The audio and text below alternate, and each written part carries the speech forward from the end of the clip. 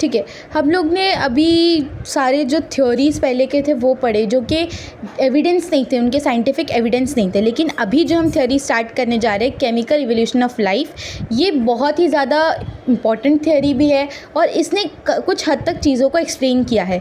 ये theory operon और हेल्डन ने दी है, तो ओपेरन और हेल्डन थ्योरी भी इसको हम लोग कहते हैं।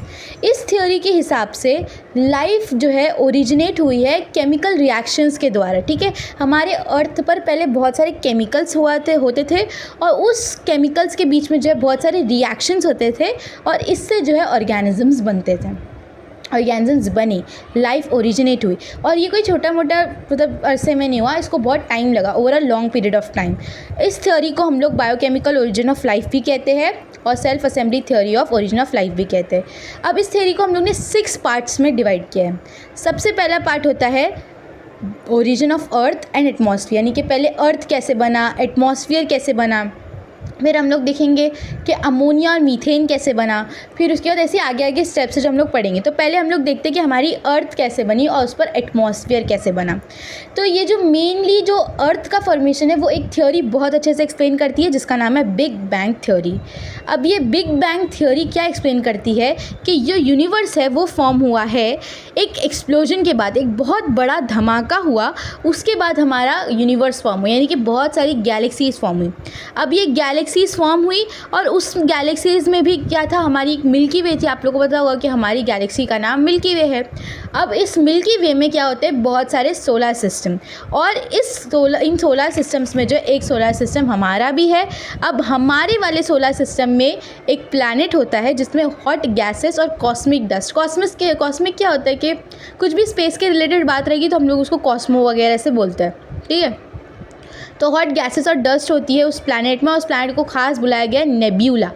अब इसमें जो गैसेस और डस्ट पार्टिकल्स थे वो कंडेंस होते हैं और क्या होता है कि जो हैवी पार्टिकल्स है वो ज़मीन के अंदर धंस जाते हैं। हैवी पार्टिकल्स कैसे, जो अपना ये होता है ना, आयरन हो गया और निकल हो गया, ये सब ज़मीन के अंदर धंस जाते हैं। आप लोगों को पता होगा अभी अगर हम लोग खुदाई करेंगे तो ज़मीन के जितना अंदर जाएंगे तो उतना ही जो हमें मिनरल्स ये सब मिलते, तो वो सब उस वक्त जो हैवी पार्टिकल्स थे वो ज़मीन के अंदर धंस गए थे। और जो लाइटर गैसेस, लाइटर पार्टिकल्स थी, उनका क्या हुआ कि वो उन्होंने एटमॉस्फेयर फॉर्म किया। जो क्लाउड वगैरह बने वो किससे बने, जो लाइटर पार्टिकल्स थे उनसे। और जो ज़मीन के अंदर जो चीज़ें गई हैं वो कैसे बनी है, वो बनी है जो हैवी पार्टिकल्स है उनसे।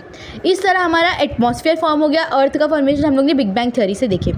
अब दूसरी चीज़ आती है अमोनिया और मीथेन। आप लोग को पता है अमोनिया और मीथेन बहुत ज़रूरी है ऑर्गेनिक लाइफ के लिए, उसको बनाने के लिए अमोनिया मीथेन ज़रूरी है। तो हम लोग देखेंगे ये कैसे बने।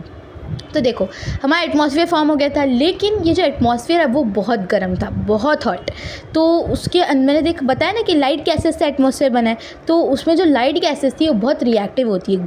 गर्मी में जो है टेम्परेचर ज़्यादा था तो वो रिएक्टिव बहुत होती हैं। अब पहले क्या होता था कि एटमॉस्फेयर अभी भी हाइड्रोजन, नाइट्रोजन और कार्बन जो है बहुत ज़्यादा मात्रा में मौजूद थे वहाँ पर, तो उनके बीच में रिएक्शंस हुआ। जैसे नाइट्रोजन ने जो है कार्बन के साथ, हाइड्रोजन के साथ रिएक्ट किया होगा तो क्या बना होगा, मीथेन, और फिर अमोनिया बना होगा। फिर कार्बन ने हाइड्रोजन के साथ रिएक्ट किया तो क्या बना, मीथेन। तो इस तरीके से मीथेन बना और अमोनिया बना। उसके बाद आता है कि सिंपल ऑर्गेनिक मॉलिक्यूल कैसे बने। ठीक है, तो सिंपल ऑर्गेनिक मॉलिक्यूल क्या होता है, अब टेम्परेचर बहुत ज़्यादा है, राइट, तो वो कम होता है। जब टेम्परेचर कम होगा तो क्या होता है कि जो स्टीम है वो अब पानी बन जाती है। ठीक है, जो भाप होती है, जो गरम भाप है अर्थ पर, अब वो पानी बन गई। अब पानी बनी यानी कि अभी क्या होगा, रेनफॉल होगा। अब रेनफॉल होगा तो ठंडी तो होगी, तो वैसे ही अर्थ जो है थोड़ा कूल हो जाता है। अब इस रेनफॉल होता है और ये जो रेन वाटर कहाँ पर जमा होता है, अभी भी बारिश होगी तो कहाँ पर जमा होगा, सब रिवर, लेक्स में सब जमा होता है। तो the rain water get accumulated in the river, streams, lakes etcetera. ठीक है, अब हम लोग देखेंगे कि पहले जो है ओजोन नहीं था अर्थ पे। आप लोगों को पता है ओजोन एक लेयर है जो हमें जो हार्मफुल रेडिएशंस होती है उनसे बचाती है। तो उस वक्त ओजोन नहीं था, तो वो भी बनेगा कैसे, देखो क्या होता है। अब ओजोन नहीं था, अब जो डायरेक्ट जो रेडिएशंस होती है, हार्मफुल रेडिएशन जैसे कि यूवी रेडिएशंस, वो डायरेक्ट अर्थ पर आ रही है। तो इतना भारी जो एनर्जी सोर्स आ रहा है, लेकिन इसी एनर्जी सोर्स ने जो है लाइफ के लिए मदद किया है। कैसे कि ये जो एनर्जी सोर्सेस हैं इनसे हमें क्या मिला, various molecules, hydrocarbon, ammonia, water, lightning. मैंने बताया ये सब मॉलिक्यूल्स बहुत इंपॉर्टेंट है एक लाइफ बनने के लिए।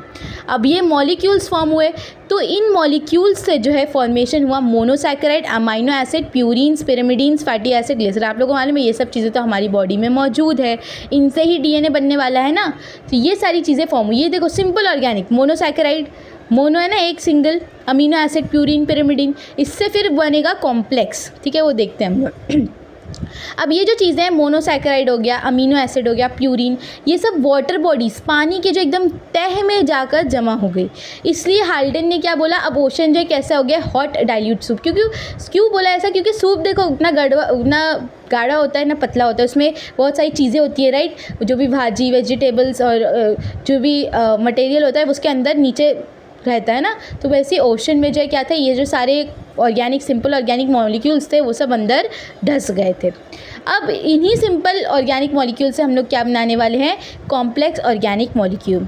अब ये जो ओशन था, ये उसमें जो सारी चीज़ें थी उसमें ऑक्सीजन नहीं था बेटा, और ऑक्सीजन सबसे ज़्यादा इम्पॉर्टेंट है। अब क्या होता है कि पॉलीमराइजेशन होता है। पॉलीमराइजेशन का क्या मतलब है कि छोटी छोटी चीज़ों से एक बड़ी चीज़ का बन जाना। तो वैसे ही अब अपने पास क्या है, जो ओशन है उसमें क्या चीज़ें, छोटी छोटी चीज़ें हैं राइट, प्यूरिन्स है, पिरिमिडीन्स है। उन छोटी छोटी चीज़ों से क्या बनेगा, कॉम्प्लेक्स मॉलिक्यूल बनेगा। जैसे कि अपने पास मोनोसैकेराइड था तो उससे क्या बना, पॉलीसैकेराइड। प्रोटीन्स ये सब थे, प्यूरिन्स, पिरिमिडिन, उससे प्रोटीन से क्या बना, प्रोटोप्रोटीन।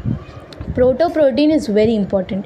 क्यों, क्योंकि ये जो है क्या है, एक कॉम्प्लेक्स ऑर्गेनिक मॉलिक्यूल है प्रोटीन का, और प्रोटीन जो है वो लैंडमार्क है of origin of life. This is a point